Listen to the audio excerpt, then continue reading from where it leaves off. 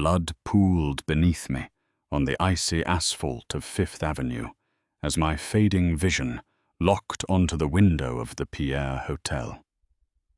There, my fiancée was slipping a 5-carat diamond onto my best friend's finger. My freedom, my patents, and 2 years in federal prison had all been sacrificed for his empire. Yet, when a sudden gut pulled me awake 3 years in the past, a dark vow crystallized. This time, simply refusing to save Nathaniel wouldn't be enough. I would hand the matches to his worst enemy and watch his legacy burn. The smell of artisanal espresso and expensive leather is what brought me back. My lungs expanded, sucking in a jagged breath that felt like dragging shattered glass through my chest. My hands flew to my ribs, expecting the crushed sternum, the hot, sticky pooling of my own blood from the hit-and-run outside the Pierre. Instead, my fingers brushed against crisp silk. Victoria, Earth to Victoria, are you even listening to me? The voice was like a ghost slipping icy fingers down my spine. I blinked, the blurry world snapping into sharp, terrifying focus. I was sitting in the corner booth of Le Bernardin. The sunlight was pouring through the windows, catching on the crystal water glasses, and sitting across from me, looking devastatingly handsome and utterly oblivious to the monster he would become, was Nathaniel Croft. My breath hitched.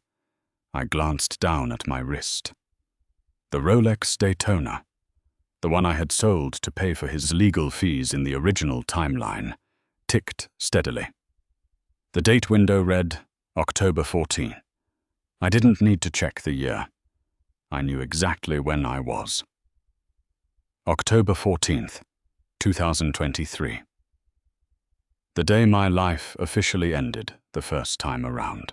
I know it's a lot to ask, babe, Nathaniel continued, leaning forward and resting his warm, manicured hand over mine. I violently suppressed the urge to flinch, forcing my muscles to remain perfectly still. But the Montgomery deal is the only way Croft Innovations goes global. I just need you to sign over the proprietary rights to the logistics algorithm. It's a temporary transfer, just for the collateral. Once the Series C funding clears, I'll transfer it right back into your name. He smiled. That same golden boy, Ivy League smile that had blinded me to his rotting core. In my previous life, I had looked at that smile and seen a future. I had signed the papers.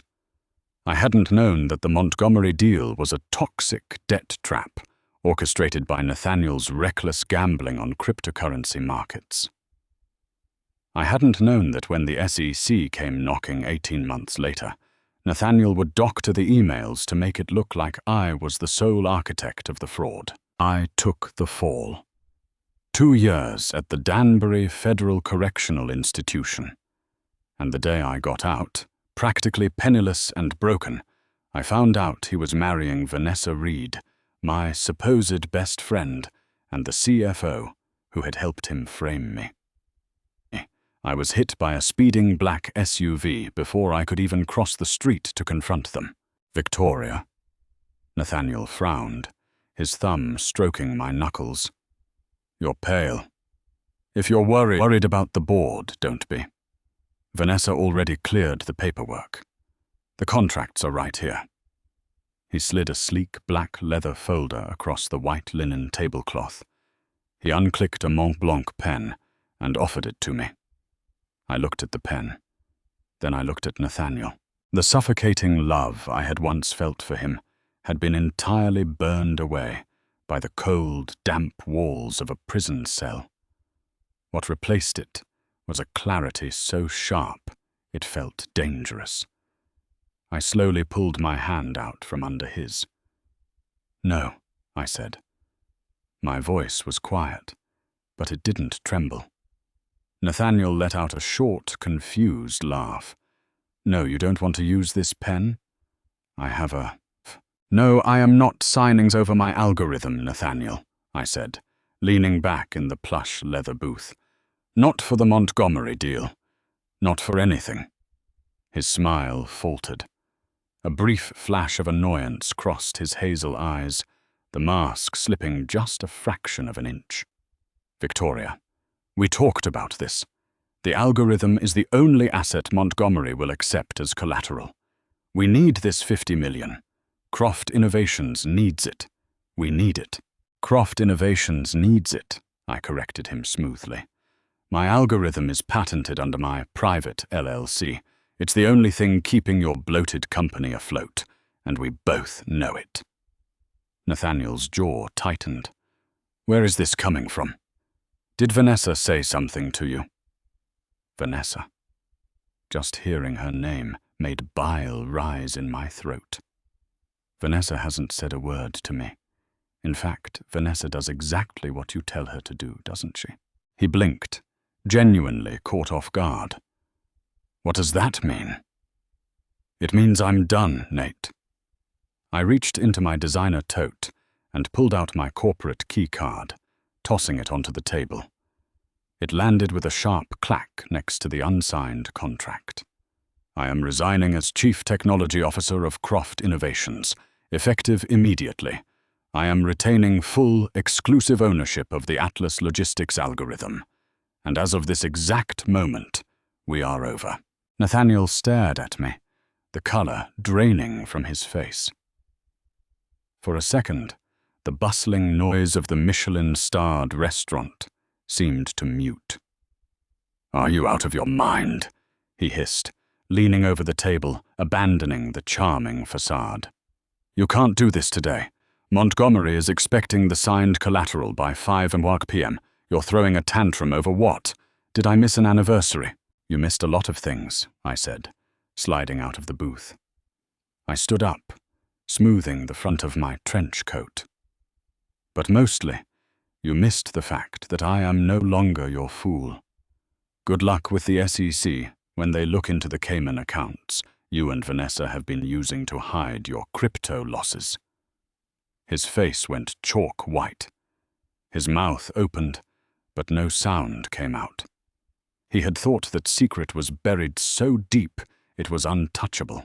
Enjoy the espresso, I said, dropping a $50 bill on the table. It's the last thing you'll be able to afford by the end of the month. I turned and walked out of Le Bernardin, the cool October air hitting my flushed face. My heart was pounding a frantic rhythm against my ribs, but for the first time in what felt like lifetimes, I could breathe. I had saved myself. But survival wasn't enough. I knew Nathaniel. He was a cornered rat, and he would use every dirty trick, every legal loophole, and every ounce of his family's generational wealth to steal my algorithm and destroy my reputation. I needed a shield, and more importantly, I needed a sword. I pulled out my phone and hailed a black car. When the driver asked for the destination, I didn't hesitate. One World Trade Center, top floor. The headquarters of Castile Holdings. Dominic Castile was a phantom in the financial world. He was 32, utterly ruthless, and the only man Nathaniel Croft truly feared. Where Nathaniel was old money, country clubs, and hollow Dominic was an apex predator who had built a multi-billion-dollar empire on hostile takeovers and algorithmic trading. He had been trying to acquire and dismantle Croft Innovations for 2 years. In my past life, I had hated Dominic. Nathaniel had convinced me that Dominic was a corporate pirate trying to steal my life's work. Now I knew the truth. Dominic had just recognized a sinking ship when he saw one. The elevator doors opened onto the 85th floor. The aesthetic was stark, intimidating minimalism, black marble, glass walls, and sweeping views of the Manhattan skyline. I walked straight up to the executive reception desk. "Can I help you?"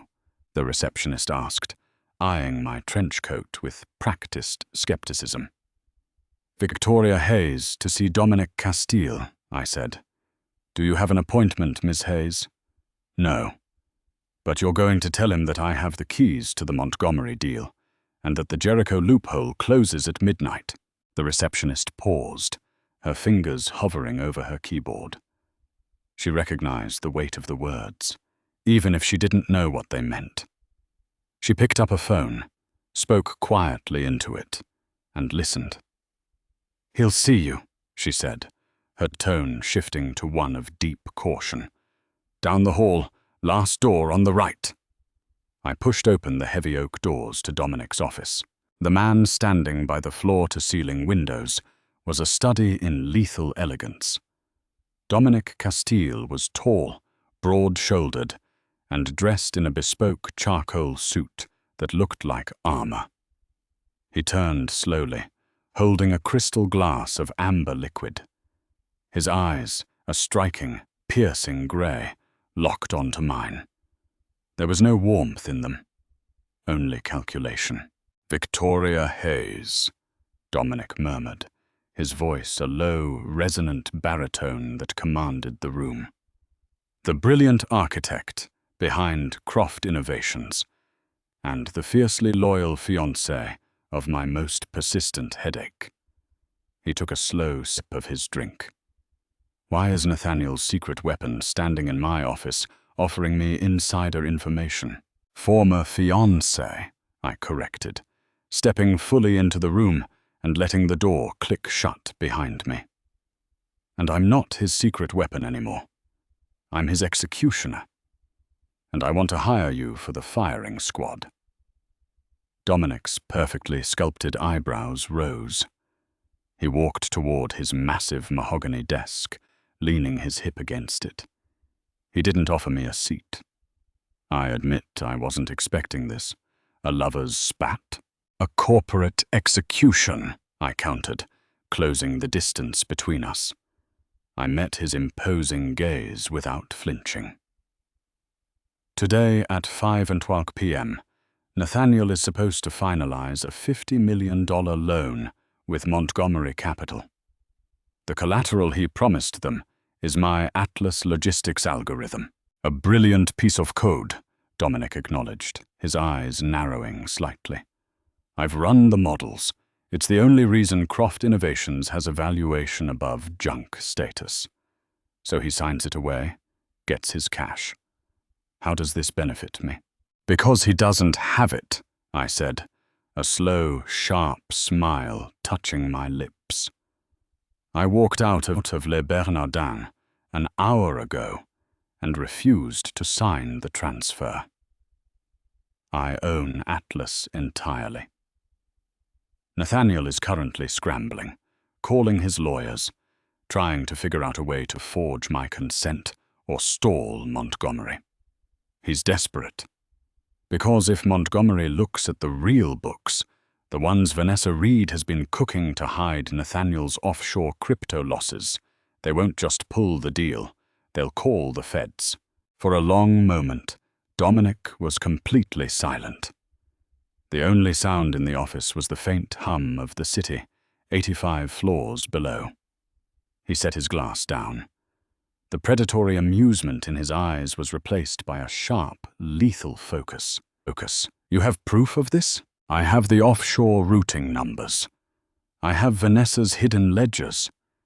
And I have the Atlas algorithm." I stepped closer, entirely in his space now. I could smell his cologne. Something dark, woody, and expensive.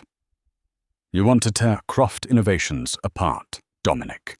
You've wanted to for years, but you've been attacking the walls. I'm handing you the blueprints to the foundation, complete with the location of the planted explosives. And what do you want in return, Victoria?" His voice was barely a whisper, yet it filled the room. He leaned down slightly, his gaze dropping to my lips before locking back onto my eyes. "Two things," I said, my voice steady. "First, I want your legal team. Nathaniel is going to come at me with everything he has.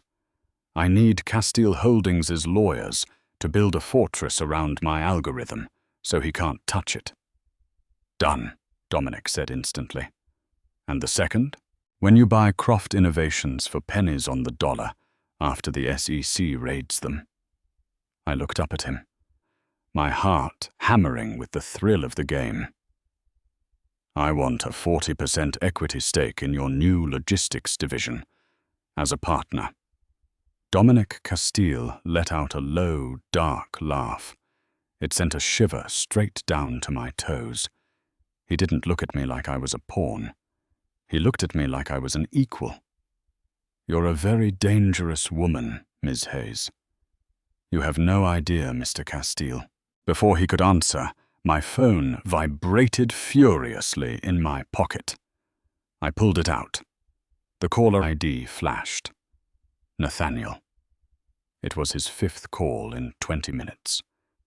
I looked at Dominic, then swiped to accept the call, putting it on the speaker and setting the phone on his mahogany desk. "Victoria!" Nathaniel's voice was frantic, echoing loudly in the quiet office. "Where the hell are—" The server access to Atlas is completely locked down. I have Montgomery's reps in the boardroom right now, waiting for the source code verification. You need to unlock it right now. We can talk about whatever you're upset about later, but you are jeopardizing everything." Dominic watched me, his grey eyes gleaming with dark anticipation. He gave me a slow, approving nod. I leaned down toward the phone. "I'm not jeopardizing anything, Nate," I said smoothly. "I'm protecting my assets. I told you, I'm out." "You can't be out!" Nathaniel screamed, the veneer completely shattered. "You owe me. I built you. Without my resources, you're nothing. Unlock the server, Victoria, or I swear to God I will drag you through court until you are bankrupt." "Good luck with that, Nathaniel," I replied. Dominic suddenly leaned down toward the phone. "She won't be paying the legal fees, Croft," Dominic said, his voice dripping with aristocratic menace. "I will. And just so you know, Castile Holdings has an unlimited retainer." Dead silence on the other end of the line. I could practically hear Nathaniel's heart stop beating. "Dominic Castile?" Nathaniel choked out, genuine terror bleeding into his voice. "Victoria, what are you doing?" "Upgrading," I said, and hit end call. I looked up at Dominic. He was staring at me with an intensity that made the air in the room feel thick. "Welcome to Castile Holdings, partner," Dominic said softly, extending his hand. I took it. His grip was firm, electric, and sealing a pact that was going to shake Wall Street to its core. The timeline had officially shattered. I wasn't just surviving this time. I was going to rule. By 5:01 p.m. that afternoon, the financial world began to quietly fracture. The Montgomery Cap deal officially collapsed, sending a massive shockwave through Croft Innovations' board of directors. Sitting in the sleek, ultra-modern war room of Castile Holdings, I watched the Bloomberg terminal flash red as Croft's private valuation began to violently plummet. Dominic Castile stood right behind my chair, his imposing presence a heavy, comforting weight in the massive room. He held a crystal tumbler of scotch, his sharp grey eyes tracking the collapsing numbers with the predatory satisfaction of a wolf watching a wounded stag. "Montgomery pulled the term sheet the second your algorithm failed to materialize," Dominic murmured, his deep baritone vibrating through the quiet space. He leaned closer, the intoxicating scent of cedar and expensive vetiver wrapping around me. Nathaniel tried to offer his family's real estate portfolio in the Hamptons as alternative collateral. Montgomery laughed him out of the boardroom. I took a slow sip of my black coffee, feeling a vicious thrill dance down my spine. In my previous life, I had been the one desperately crying in a boardroom, begging the SEC investigators to believe I hadn't forged the financial logs. Now, I was the architect of the apocalypse. Real estate takes months to liquidate, I replied, never taking my eyes off the plummeting metrics. Nathaniel needs $50 million in liquid cash by Friday to cover the margin calls on his offshore cryptocurrency accounts. Without my Atlas algorithm acting as a magical shield, the Cayman ledgers are entirely exposed. The moment the margin calls hit, his accounts will default, and the resulting audit will trigger an automatic federal red flag. Which brings us to your former best friend, Dominic said, walking around the long glass table to sit directly across from me. He unbuttoned his suit jacket, exuding a dangerous, effortless power. Vanessa Reed, the CFO. She called my private line 20 minutes ago. My head snapped up. Vanessa called you. A dark, cruel smile played on Dominic's lips. He reached into his suit pocket, pulled out a sleek silver flash drive, and slid it across the glass table toward me. It seems loyalty is a very fragile concept over at Croft Innovations. When the Montgomery deal died, Vanessa panicked. She knows the SEC is going to start asking questions. She offered to hand over Nathaniel's encrypted private emails, the ones proving he orchestrated the crypto gambling without board approval, in exchange for full immunity and a senior executive position here at Castile Holdings. I stared at the silver drive, a cold wave of realization washing over me. In my original timeline, Vanessa and Nathaniel had been a united front. They had conspired together, framed me together, and celebrated my prison sentence by getting engaged. But that was only because I had been the perfect, compliant scapegoat.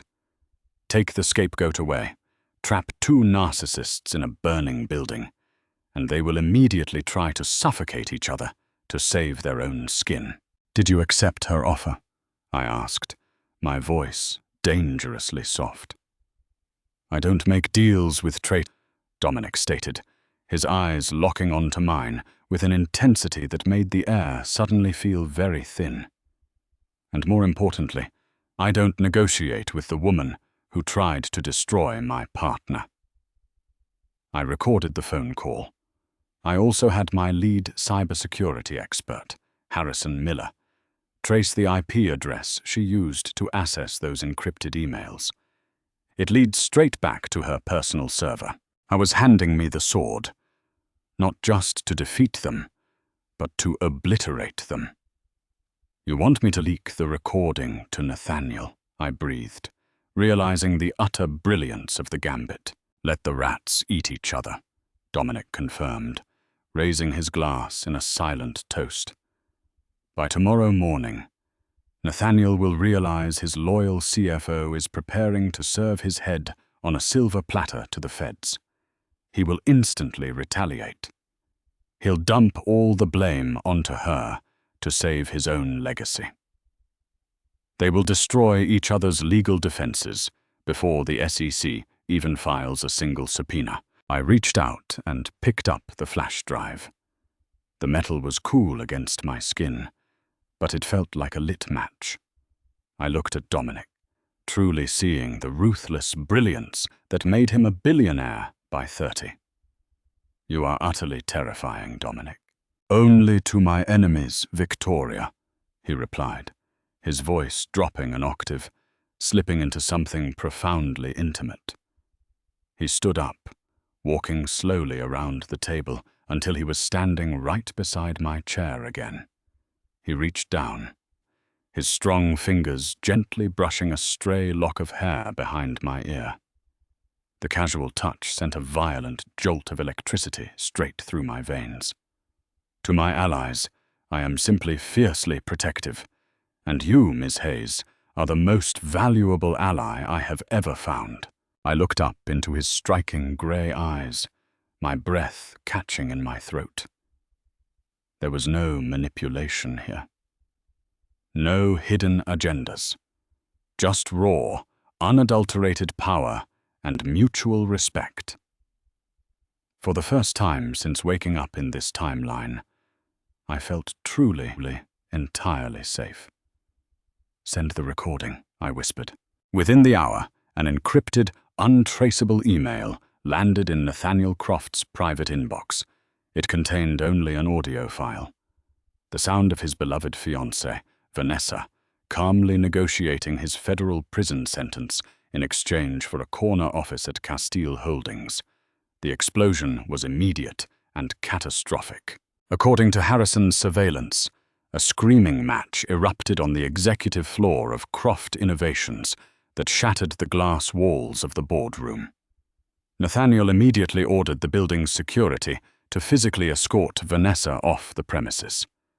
In retaliation, Vanessa remotely locked him out of the company's internal financial servers, taking the only keys to the Cayman accounts with her.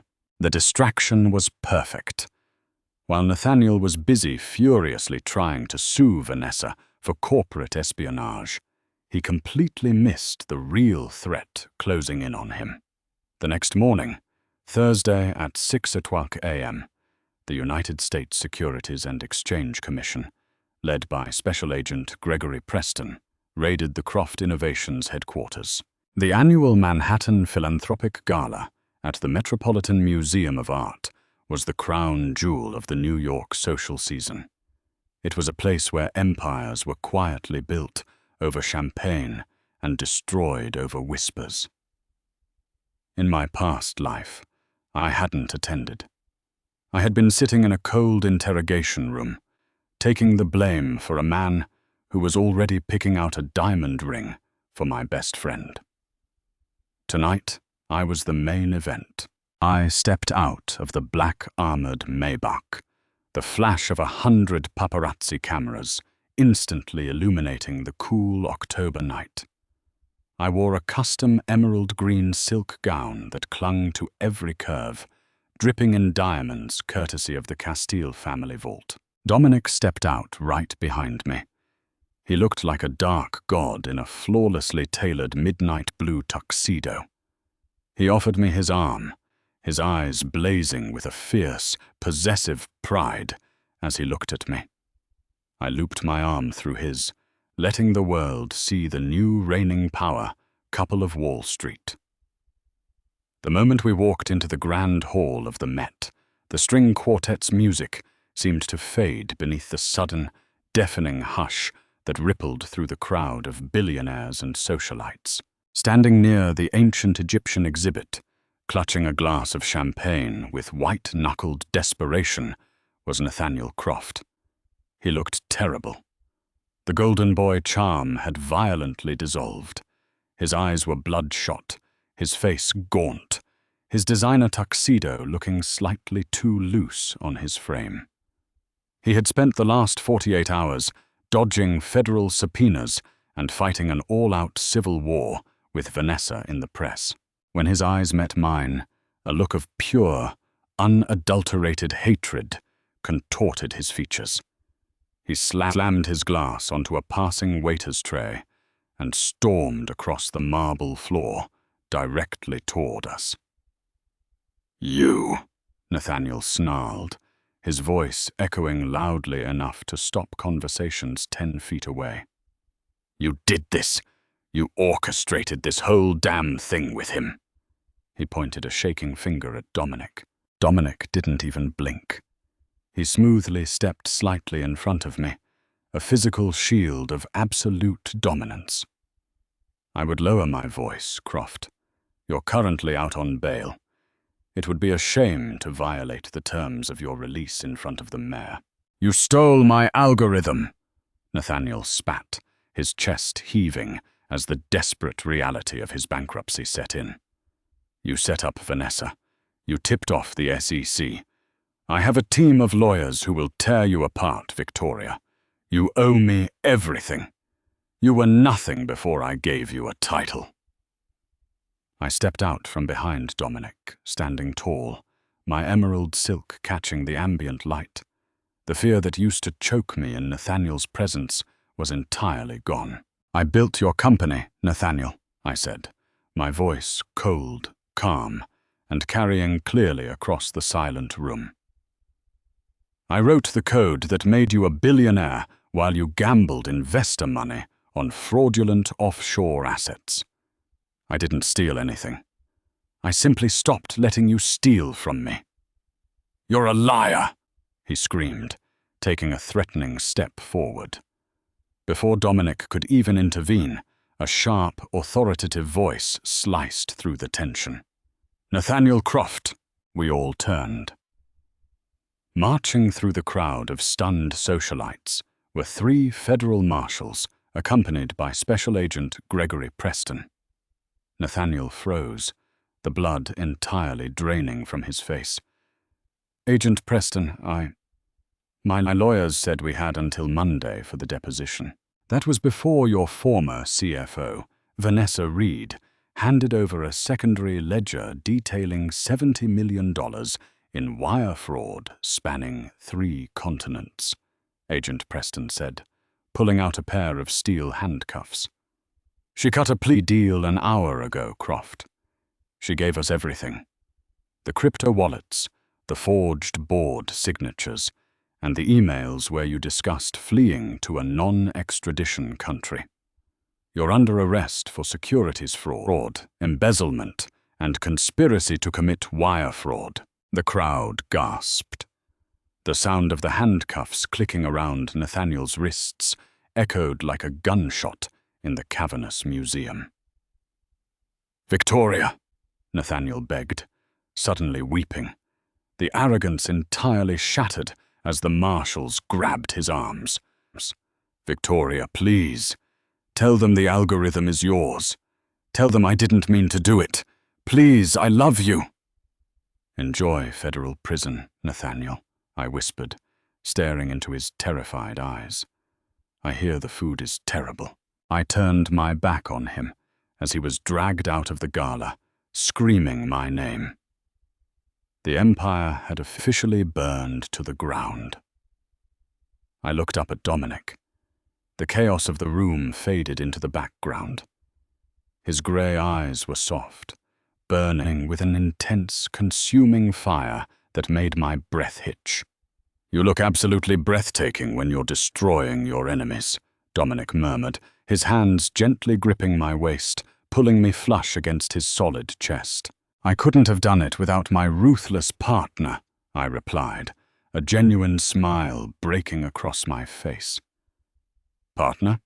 Dominic asked, lowering his head until his lips were a fraction of an inch from mine, his breath warm against my skin.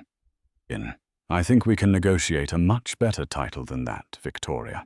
And as his lips crashed down on mine, sealing our victory and our future, I knew the old Victoria was truly dead. The woman who stood in her place was a queen, and she had just conquered the world. Did Victoria's ruthless revenge leave you speechless? If you loved watching this brilliant mastermind rewrite her tragic destiny and build a billionaire empire with the ultimate Dark Knight, you need to be here for our next incredible story. Smash that like button, subscribe to the channel, and share this video with anyone who loves a powerful comeback. Drop a comment below telling us what you would do if you woke up in the past. Stay tuned for more unbelievable Reborn drama.